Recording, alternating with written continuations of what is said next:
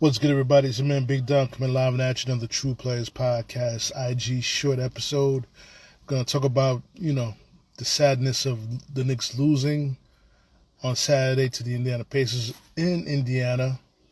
So it's I had to take a few days to calm down and I realized that there's, something to realize, the Knicks are not as good as we thought they were. They got to the Eastern Conference Finals for the first time in 25 years. However, they got beat by the team, the Indiana Pacers, that they lost to last year, and the Indiana Pacers had the same exact roster from last year. So it goes to show you a lot of things. The continuity is very important, and also I can't say Thibs got outcoached in this series like he was against Eric Spoelstra, like he was against Carlisle last year. He actually made adjustments, expanded his bench. He was using other bench players, Shamet,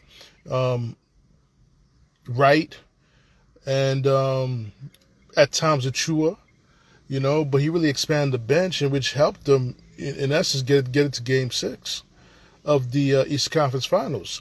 I was so confident that this team could pull it off and bring it back to the Garden for Game 7.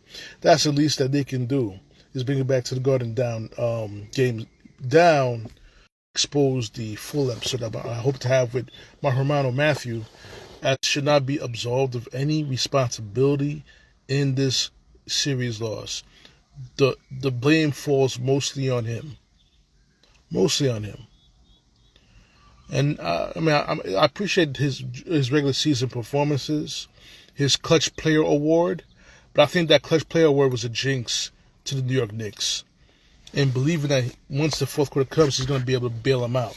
And that's a bad recipe to have, knowing that you have another big-time scorer in karlanthonytowns. It's dramatic. Karlanthonytowns is in the plus territory with guys like Deuce McBride, Shamet, and DeLon West, but he doesn't put together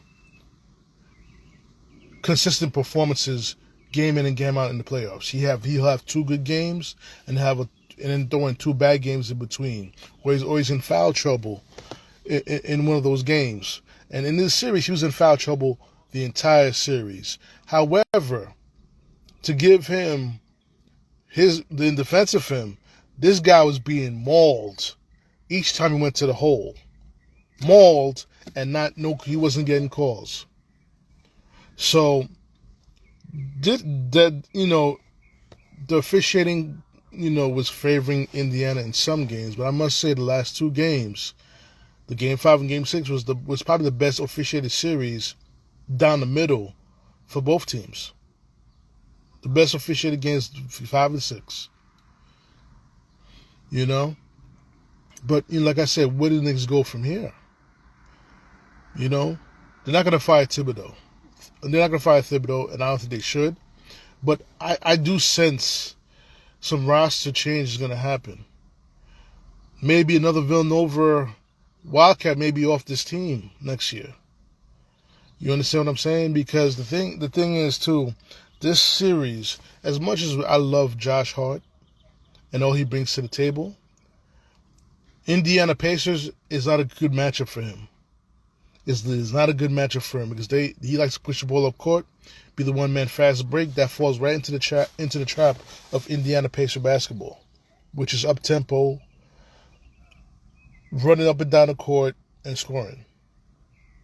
You got to give a shout out to Tyrесehaliburton, even though I didn't like him doing the choke sign in Game 1. But you got the Knicks cost themselves this series.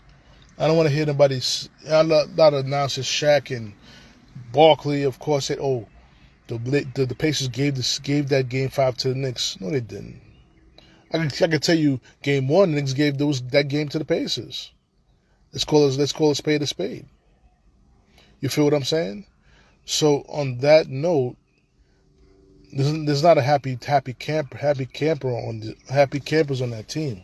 When you're in an elimination game and your top scorer is OG Anunoby, you're going to lose that basketball game. And he did not play. I don't think he played all that well in the Indiana series.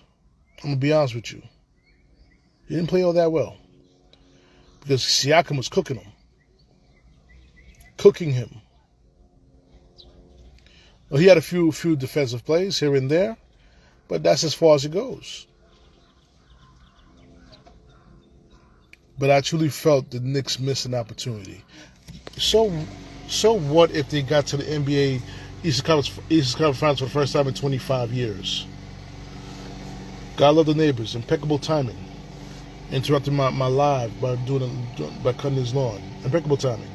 God love the neighbors. Anyway, he had some good moments, but he had mostly bad moments. That play when Brunson passed the ball to him, there was no reason for him to even try to take a shot. Pull the ball out, kill more time. You were up by 5 with 22 seconds left. Plus with a red hot Aaronnesmith, who just hit 4 3-pointers in a row. Now, does Thibodeau have to coach a whole lot better? Yes, he does.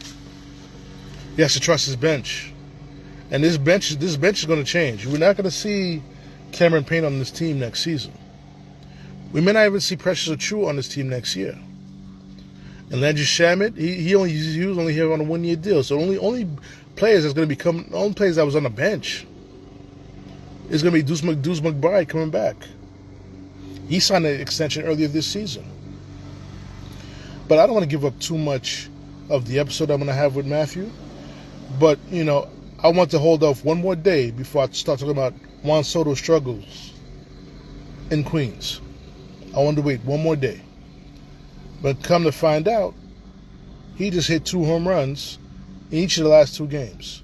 One in each game. So I guess he's turning a corner. All right? So, I want to thank you guys for joining me on the IG Live episode. It will be posted on YouTube and on Facebook. So check me out there. Also like and subscribe to my Instagram channel. And also like and subscribe to my TikTok channel. In development. But I need you guys to subscribe. So it's your man Big Dom signing off. But stay tuned for the episode. The real episode. I get my hermano Matthew to join us. Alright? It's your IG Live special. Peace.